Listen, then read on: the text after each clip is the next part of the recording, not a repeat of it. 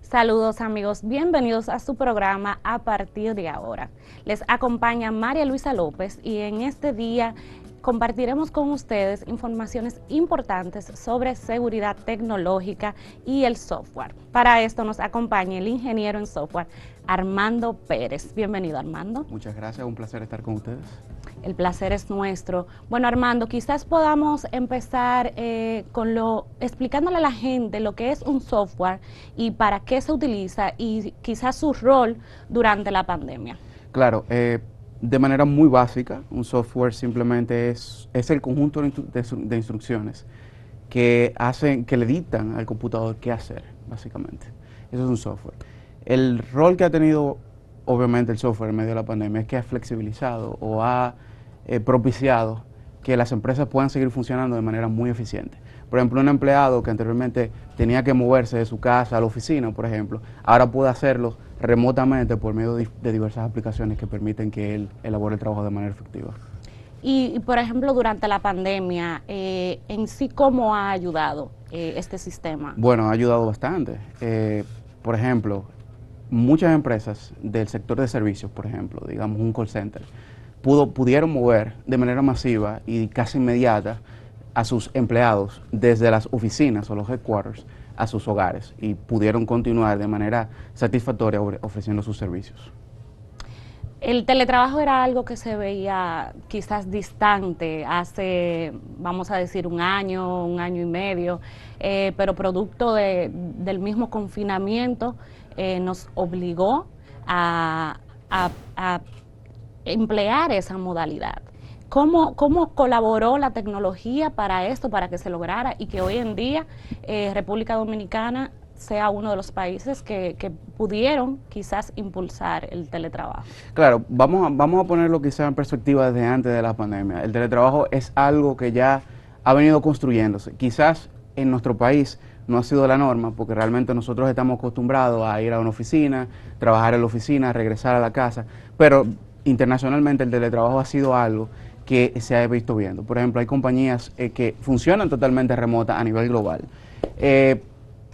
Siguiendo tu pregunta, básicamente, en medio de la pandemia, o el cambio que trajo la pandemia para nuestro país, básicamente, es que abrió las puertas a una nueva manera de comunicarse, de trabajar, de relacionarse.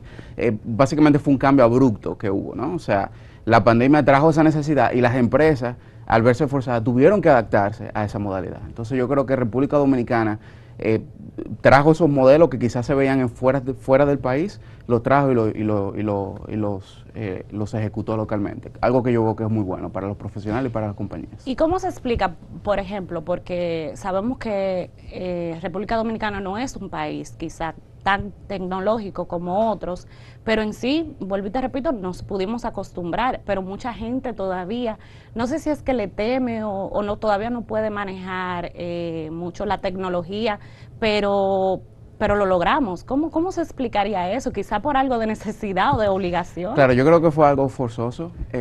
Yo podría agregar quizás eso que tú dijiste un poquito de manera redundante, es que también el teletrabajo es algo que exige hasta cierto punto un ambiente armonioso. O sea, tú obviamente no puedes desde tu casa, no puedes tener ruido, por ejemplo, si trabajas con clientes, por ejemplo, a nivel de servicio. Tienes que tener, por ejemplo, electricidad continua, por así decirlo. Entonces, hasta cierto punto yo entiendo que de manera abrupta tuvimos que adaptarnos, aunque muchas personas también tuvieron que adaptar su ambiente. En cuanto al avance tecnológico también en el país, ¿qué opinas tú? ¿Cómo hemos avanzado? Y el uso de los aparatos. Yo creo básicamente, el uso de los aparatos, voy a tocarlo en un momento, pero yo creo que hasta cierto punto yo creo que nosotros somos una sociedad que, digámoslo así, nos hemos podido adaptar mucho más rápido, porque aquí hasta el niño que muy joven ya sabe usar una tablet, sabe usar un teléfono celular. Entonces hasta cierto punto eso facilitó lo que es la adaptación al teletrabajo. Y aparte de eso yo agregaría, y disculpa que siga con la línea de pensamiento, es que nosotros también tenemos como país, tenemos una muy buena plataforma de comunicación.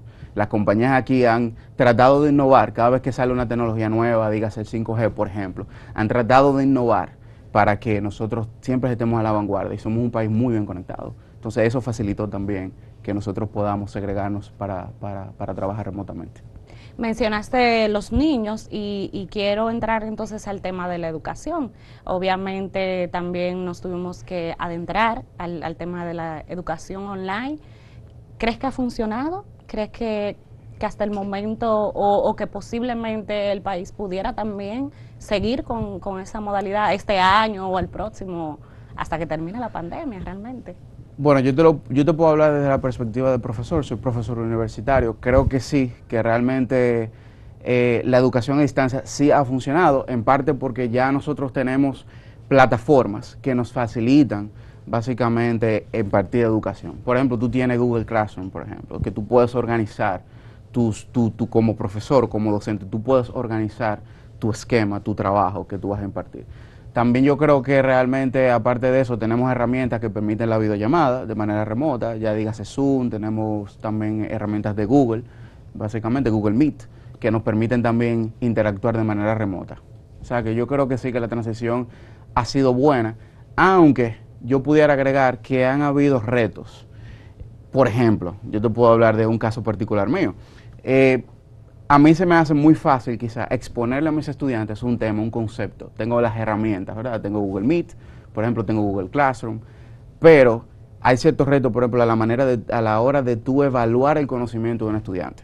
¿Cómo tú realmente validas que un estudiante realmente está aprendiendo? Eso es un reto que tú tienes que sobreponer. Creo que realmente no solo yo he tenido esa dificultad, sino también la comunidad docente ha encarado eso. Mencionabas que hemos avanzado a nivel tecnológico, pero todavía, como bien dices, hay retos y particularmente yo creo que el tema del Internet, quizás de la calidad del Internet sea uno de esos. ¿Qué tú opinas? Bueno, yo entiendo que realmente, por lo menos, podría hablar desde mi experiencia como usuario. Yo entiendo que realmente el Internet aquí, el servicio es muy bueno. El tiempo de downtime, por ejemplo, el tiempo de inoperabilidad de la conexión ha sido mínimo y yo entiendo que realmente se han hecho varios esfuerzos para que no solo las compañías tengan buena conectividad, sino también los usuarios finales. Entonces yo podría decir que el Internet no solo a nivel de disponibilidad, sino también podemos hablar del rol del Internet en el teletrabajo. Obviamente el Internet juega un papel importante porque sin el Internet el teletrabajo no sería posible. Por ejemplo, en cuanto a las compañías que están trabajando totalmente remotas, ¿tienes tu conocimiento de cuáles serían o si son mayoría en este momento, si todavía quizás hay muchos que se rehúsan, no sé, por cualquier tema así mismo de disponibilidad de internet, de cuestiones que quizás el trabajador tenga problemas de conexión o cosas así? Claro, es una pregunta súper amplia, es una pregunta que no solamente afecta a la realidad dominicana, sino también globalmente. Creo que podríamos decir que sí, es mayoría hoy en día, ya que realmente como mundo, como planeta, como sociedad global, hemos tenido la necesidad de segregarnos socialmente, de apartarnos socialmente y trabajar a distancia. Podría decir que sí, de manera satisfactoria sí somos mayoría.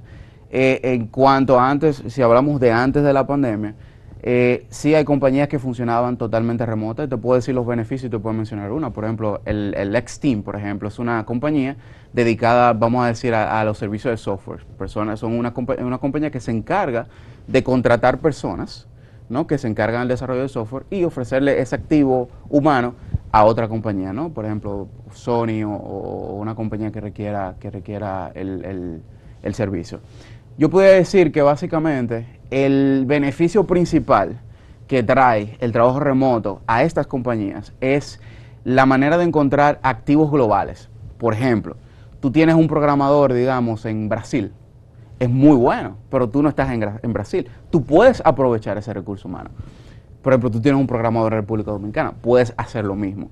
Contrario a la limitante que nosotros teníamos. Si, por ejemplo, tú tienes una compañía que tiene un headquarter, o vamos a decir, un establecimiento físico en un lugar, tú te ves limitado en muchas ocasiones a solamente los recursos humanos que tú tienes en esa delimitación, claro, básicamente física, ¿no? Entonces, en ese caso, podríamos decir que el teletrabajo ha beneficiado a eso. Te podría mencionar otro ejemplo, por ejemplo, Facebook, el gigante de las redes sociales, por ejemplo, tomó la decisión de ofrecerle vamos a decir, la oportunidad a sus empleados de que si ellos pueden hacer su trabajo de manera remota y pueden hasta cierto punto, pueden inclusive hasta cierto punto trabajar desde otras fronteras, pueden hacerlo. La compañía permite que sus empleados que puedan hacer el tipo de trabajo, hacerlo remotamente. Te puedo dar otro ejemplo, ya para terminar, de otra área que no necesariamente es el software. La Universidad de la Gente, establecida en Estados Unidos, es una universidad que se encarga totalmente de dar clases virtualmente. Bueno, pues después de la pausa, Armando, nos gustaría que nos hablara también un poquito del rol de la tecnología en cuanto a nivel económico y laboral. Regresamos.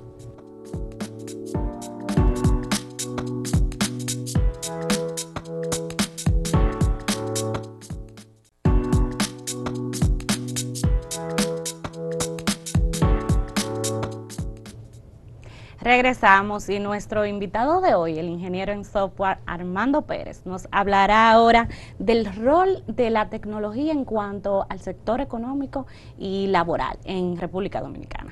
Claro, yo pudiera hablar quizás desde muchas perspectivas en ese aspecto. Yo puedo hablar básicamente de los beneficios que pudiera traer el teletrabajo, por ejemplo, a una persona en términos económicos, y puedo también hablar en términos de país. Vamos a empezar primero con las personas que trabajan desde su casa. ¿Qué beneficios trae? Bueno, primero, te elimina la necesidad de tú salir básicamente de tu casa. Eso mejora tu economía, porque ya los costos de gasolina bajan, por ejemplo. El nivel de estrés baja totalmente. No totalmente, pero vamos a decir baja considerablemente. Eso permite que tú tengas una mejor calidad de vida hasta cierto punto. También mejora la economía de que tú no tienes ya, el que trabaja afuera, tiene la necesidad de, por ejemplo, suplir sus alimentos al mediodía.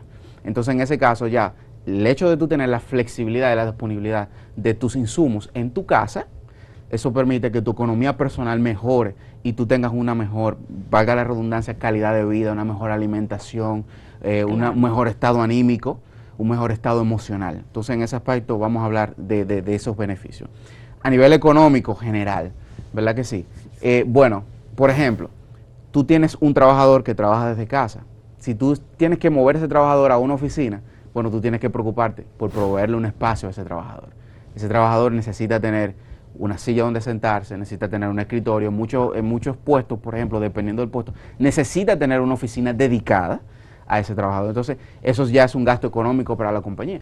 Sin obviar, obviamente, los gastos que tú tienes diariamente, que son, por ejemplo, tienes que darle, es un gasto mínimo para una compañía, pero tienes que darle agua, claro, tienes que darle café, tienes también que suplirle la electricidad, tienes que suplirle los equipos, que muchas veces eso representa un gasto continuo para la compañía. Entonces, hasta cierto punto, si tú lo ves de manera agregada en una ciudad en donde las personas que no son esenciales para estar en una oficina se muevan a su casa, bueno, en ese caso ya tú tienes una reducción en los gastos económicos de una compañía.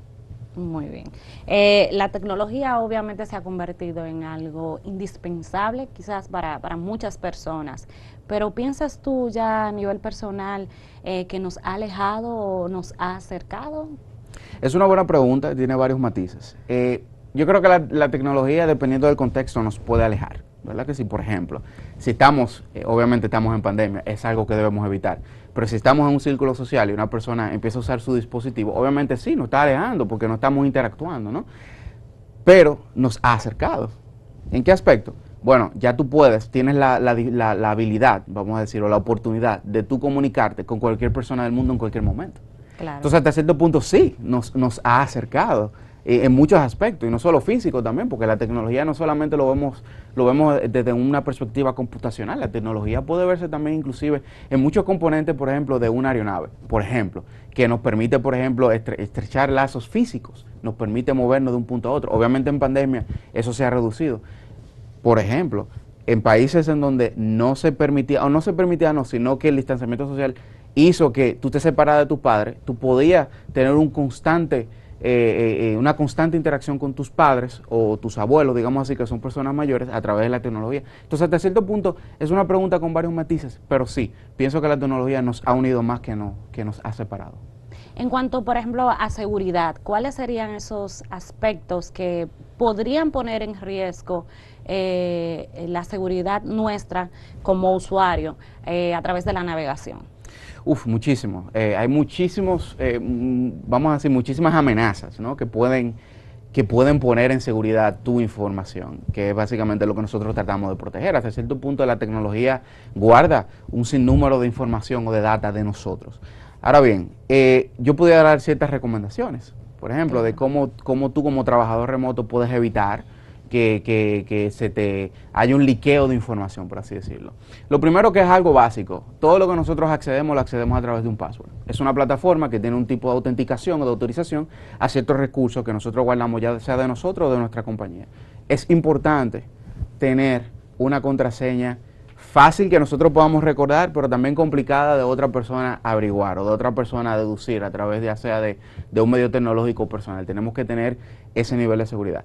En caso de, por ejemplo, de nosotros acceder a una plataforma que permita la autenticación de two-way, por ejemplo, two-way authentication, por ejemplo.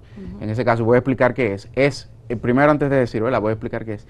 Es básicamente no solo tú proporcionar un nombre de usuario, sino también un password y una tercera vía, por ejemplo. Digamos, tu celular te llega un código que tú tengas que poner. Es sumamente importante tener este tipo de autenticaciones. Hay muchas personas que utilizan, por ejemplo, WhatsApp para su trabajo. Te iba justamente a comentar eso, que la autenticación de WhatsApp que te permite tenerlo como una, vamos a decir, una segunda clave o claro contraseña para precisamente evitar hackeos. Es una manera de, por ejemplo, de ellos validar que efectivamente la persona que está intentando autenticarse es realmente esa persona, sí. Es verificar ese nivel de integridad, podemos decir, con la realidad. Entonces, yo diría que realmente para personas, por ejemplo, hay muchas personas que utilizan su WhatsApp para trabajar y tienen en muchas ocasiones información sensitiva en conversaciones, ¿no? Sabemos que la comunicación de punto a punto en WhatsApp es encriptada, ¿verdad que sí? Pero sí, el acceso a ese tipo de información debe ser limitado. Yo creo también que hasta cierto punto el usuario debería tomar en cuenta a la hora de descargar. Ya hoy en día, por ejemplo, la mayoría de plataformas, ya sea Microsoft, Apple, provee básicamente tiendas de aplicaciones donde tú puedes básicamente descargar aplicaciones que ellos en muchas ocasiones, por ejemplo en el caso de Apple, validan, básicamente que son aplicaciones seguras, que no van a dañar al usuario, por ejemplo. Entonces, en ese caso, yo creo que sí, nosotros debemos tener cuidado con las aplicaciones que bajamos, de los sitios que bajamos, también de dónde nosotros le damos clic. Básicamente, pues a veces nosotros podemos tener un spyware, que es un tipo de malware. Un malware es simplemente un software que está diseñado para, obviamente, dañar al usuario, ya sea robando información de ese usuario. Bueno, Armando, no sé si tendrás otras recomendaciones que nos puedas dar para poder navegar a través, de manera segura a través de la internet, o que podrías más agregar. Claro que sí. Volviendo al tema de los passwords, por ejemplo, o de las contraseñas. Muchas personas, trabajando en una oficina o en su casa, por ejemplo, utilizan los post-its, ¿no? Los post-its son los papelitos de colores que usualmente nosotros ponemos en la pantalla. Mucha gente, increíblemente, puede escribir su password ahí. Sí. Para recordarlo, ¿no? Porque tiene mala memoria, escribe su password y lo pone en su computadora. Eso sería un error como muy básico. Pero pasa. Sí. Créeme que pasa. Eso es algo que inclusive cuando tú estudias la seguridad informática es algo que te mencionan. No escribas tu password, porque básicamente cualquier persona maliciosa puede ver ese password y tener acceso a tu cuenta. Otra cosa muy importante, ya que nosotros vivimos en una sociedad que nos comunicamos no solo por WhatsApp, sino por correo. Mucha información sensitiva se maneja por correo, tanto a nivel personal como también a nivel empresarial. Señores, si a usted le llega un correo que usted entiende que no es verídico, digamos, usted ve que la dirección de correo, de email de donde salió el correo es una dirección que es un poquito sospechosa, o un archivo adjunto que usted no reconozca, o un link, no le dé clic antes de validar de que sea verídico. Valide con su departamento de IT, por ejemplo, o valide, si es una compañía, por ejemplo, que es externa a donde usted trabaja, valide con esa compañía, vaya a la página real. ¿Por qué? Perdón, y no solamente a nivel ya laboral, sino también, por ejemplo, muchas veces recibimos correo supuestamente del banco, por ejemplo, claro que sí, que su tarjeta o no sé, que necesitamos la contraseña, y mucha gente comete el error de dar sus datos, claro que sí, sin verificar antes, quizás hasta por vía telefónica con el banco. Claro que sí. Básicamente lo que pasa en ese caso es que usualmente ellos te dicen, bueno, mira, nosotros tuvimos, por ejemplo, un problema del sistema, necesitamos recopilar tu información. Yo quiero que tú nos des tu contraseña. Por ejemplo, es un ejemplo un poquito aéreo, quizás los ejemplos son un poquito más maquillados, o que nos des tu número de tarjeta o tu código de seguridad. Y el usuario que no conoce ese tipo de ataques, que se llaman los ataques phishing, básicamente es que le da clic, ve una pantalla diseñada quizá por un hacker que se parece o es muy similar a la pantalla que proporcionaría básicamente una empresa legítima y provee su información y ya está hackeado. Muy bien. Vamos a otra pausa y cuando regresemos continuamos con el ingeniero en software Armando Pérez.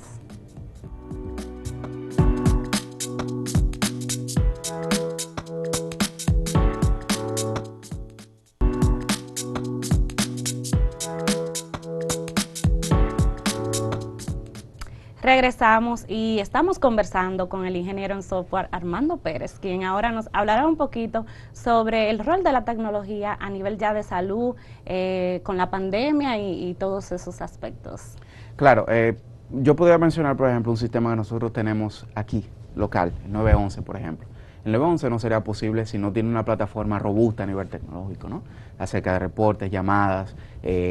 Bueno, yo puedo hablar de una experiencia personal. Nosotros, mi esposa y yo íbamos de viaje hace algunos meses ya hacia el área de Punta Cana y tuvimos no diría la dicha, sino tuvimos la mala experiencia de presenciar un accidente y nosotros pudimos contactarnos directamente con el sistema de 911. Automáticamente ellos pudieron reaccionar porque, bueno, tienen un GPS, saben dónde está la persona ya después que tú le das la coordenada. Entonces la tecnología hasta cierto punto ha ayudado bastante en términos de salud desde antes de la pandemia. Ahora, trayéndolo al contexto de la pandemia, por ejemplo, la Universidad de Johns Hopkins lanzó una plataforma básicamente que permitía ver en tiempo real los boletines mundiales del COVID. Entonces, hasta cierto punto nos permitió, algo que quizás no teníamos siglos atrás, sí, cuando pasaban este tipo de acontecimientos, de pandemias, nos dio hasta cierto punto una perspectiva global de cómo la enfermedad o el virus estaba afectando a la sociedad, no importando el punto donde nosotros y algo muy chulo porque te lo pone en mapas y te lo pone visualmente es muy, claro, muy atractivo. Sí. Y yo te podría decir que al principio de la pandemia, cuando estaban dando los boletines diariamente, yo validaba efectivamente que los números que el gobierno daba aparecían en la plataforma y efectivamente todos los días se actualizaban los números y tú podías saber cómo estaba cada país y qué estaba pasando. Inclusive a los viajeros, eso yo podría decir que funcionaría bastante, ¿no? Si tú quieres irte a un país, tú quieres ver qué tan mal está la condición con la enfermedad allá. Desde tu perspectiva, ¿qué pasará luego de la pandemia a nivel ya tecnológico y del país? Es una muy buena pregunta y yo realmente lo he dialogado bastante con mi esposa. Yo creo realmente que el gobierno, los legisladores deberían, creo que hay personas también que he escuchado anteriormente que han hablado de eso, deberían abrir un poquito su perspectiva hacia un futuro de teletrabajo. Obviamente no todo el mundo puede hacer un teletrabajo, por ejemplo, tú no puedes mover a una persona que se encarga de bregar con postes de luz y electricidad, lo puede mover a su casa. Claro. Pero sí, yo creo que realmente a las personas que sí pueden moverse a sus hogares, digámoslo así, y pueden realizar de manera satisfactoria su trabajo desde su casa, yo creo que beneficiaría a las dos partes, tanto a la persona como a la empresa. Hasta cierto punto yo pudiera agregar que el teletrabajo necesita regularse también. ¿Qué beneficios tiene un empleado que trabaja desde la perspectiva gubernamental? ¿Qué beneficio trae al empleado trabajar en teletrabajo? Que la empresa obviamente por el hecho de que esté remoto no le quite beneficio al empleado. Yo creo también hasta cierto punto que los empleados deberían tomar conciencia de que si necesitan irse a teletrabajo, necesitan tener un ambiente tranquilo, necesitan tener un ambiente de paz, necesitan contar con las herramientas, necesitan contar con la disponibilidad, ya sea en electricidad, por ejemplo, de que le van a brindar ese servicio. Y las empresas poco a poco van a ir ajustando sus métricas y todo eso y determinarán quién y quién no puede trabajar de manera remota.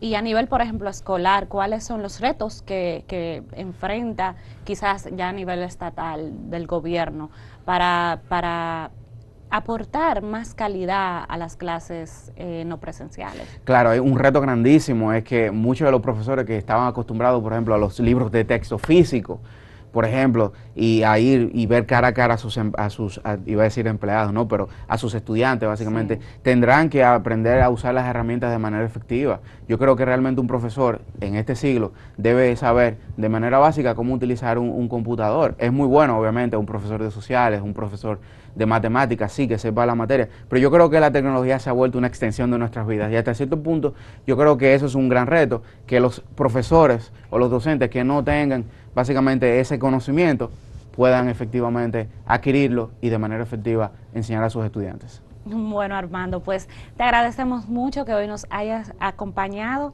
Amigos, esto ha sido todo por hoy. Nos vemos hasta la próxima. Muchas gracias.